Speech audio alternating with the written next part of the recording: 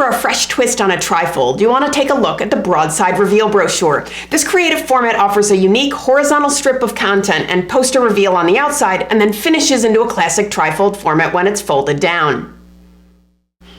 I love this photographer's self-promotional piece. It's perfect for the format. The use of white space and the creative tease of imagery through the asymmetrical broadside panels really make you want to open it and reveal the huge image on the poster side of the brochure. There's so much space for content. Flip it over and you'll find smaller images in a contemporary grid and clean typography that complete the interior. This brochure is one of a series from this photographer, and each version highlights a different photo subject. This next design is a gallery promotion for a beautiful series of art. The artist uses this format to enlarge 2 images of her work, one on each side, and the images interact due to the horizontal strip of imagery on the cover side. I love how the interior image wraps to the cover. Very cool. This format is also great for maps, posters, event materials, religious and sports programs.